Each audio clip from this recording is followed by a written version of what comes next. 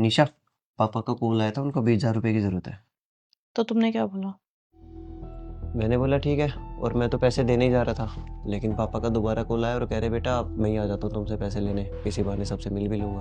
वाह, बहुत अच्छा। हमने तो यहाँ पैसों का पेड़ लगा रखा है ना, जो तुमने हाँ कर दिया। निशा कैसी बातें कर रहे हो तुम?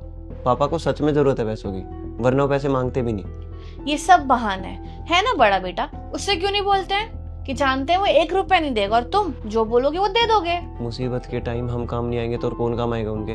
देखो, मैं 1 रुपया नहीं देने दूंगी, साफ मना कर दो उन्हें। निशा, मैंने उनको हाँ कर दिया और वो पैसे लेने के लिए आ भी रहे हैं। तुम एक काम करो, पूरे घर में आग लगा दो अपनी बला से। निशा, निशा, यार एक तो ना बात बात पे गुस्सा हो जाती है। कैसे है पापा आप? अच्छा हूँ बेटा, तुम कैसे हो? निशा कैसी है? निशा भी बिल्कुल ठीक है। आप बैठिए, मैं आपके लिए पानी लेके आता हूँ। निशा, पापा आए, उनके लिए चाय बना दो। तुमने मुझे नौकरानी समझ रखा है कि राह चलते रात में तो चाय बनाती फिरूं? राह चलता क्या मतलब है इससे? वो पापा है हमारे। तुम्हारे होंगे, मेरे कोई नहीं है। अगर तुम इतनी दिक्कत हो रही है उनको पैसे देने से, जाके खुद मना कर दो ना। कर ही देती हूँ, तुमसे तो ना बोला नहीं जाएगा, मुझे ही करना पड़ेगा। ठीक है, जाओ बोल दो। बोलती हूँ। पापा आप? हाँ बेटी, कैसी हो तुम? मैं अच्छी हूँ पापा, आप कैसे हो? मैं भी अच्छा हूँ। तुमने बताया क्यों नहीं कि तुम मेरे पापा की बात कर रहे थे? तो आपने अच्छा किया कि आप यहाँ आ गए। जरूरत पड़ने पे हम काम नहीं आएंगे तो कौन काम आएगा?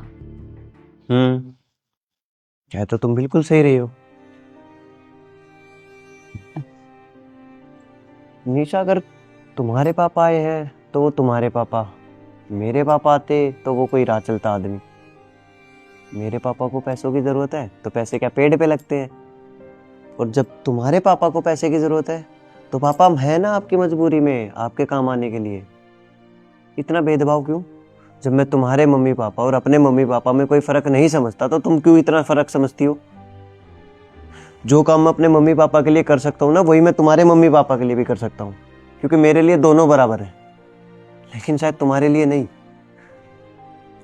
इन्होंने बिल्कुल सही कहा बेटे।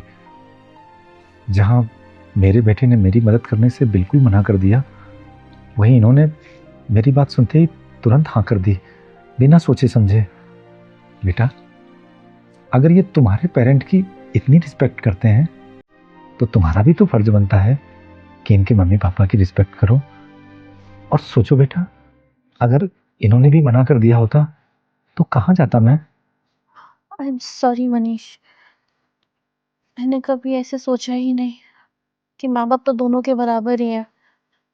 अगर हम चाहते हैं कि लोग हमारे पेरेंट्स की इज्जत करें तो हमें भी तो दूसरों के पेरेंट्स की इज्जत करनी चाहिए।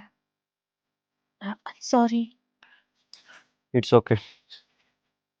तुम अपने मम्मी पापा को यहाँ लाना चाहते थे ना, तुम ले आओ, मुझे कोई प्रॉब्लम नहीं है। करते इस बारे में बात।